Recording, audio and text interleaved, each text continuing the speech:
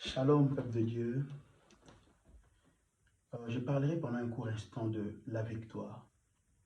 La victoire, c'est le fait de prendre de l'avantage, de dominer, d'assujettir ou carrément d'écraser une adversité. C'est je dirais, une action visible qui laisse un impact, je dirais, visible dans le naturel. Donc, c'est une action visible dans le naturel ou dans un temps bien déterminé.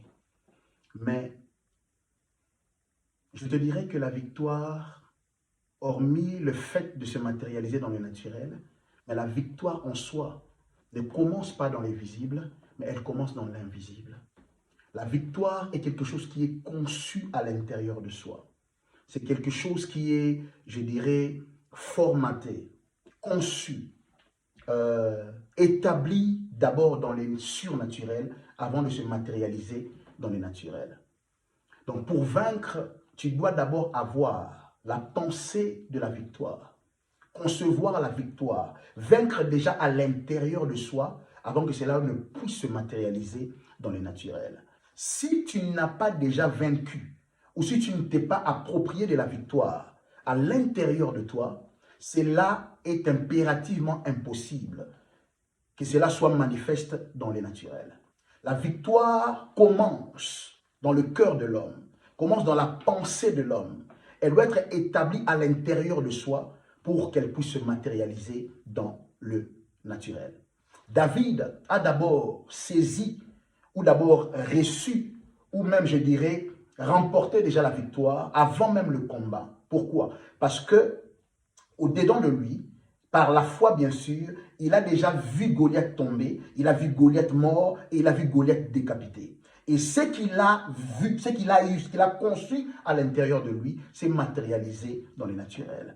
Jésus-Christ nous a dit que nous sommes, pas des vainqueurs, mais nous sommes plus que vainqueurs.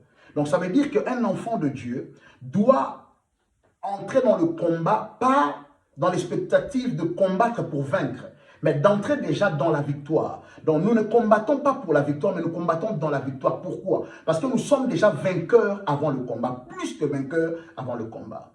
Donc enfant de Dieu, tu dois réaliser la réalité de cette victoire à l'intérieur de toi pour que cela puisse se matérialiser à l'extérieur. Ce que tu n'as pas d'abord saisi à l'intérieur, ce que tu n'as pas eu, ce que tu n'as pas touché dans l'invisible, tu ne peux pas le toucher dans le naturel.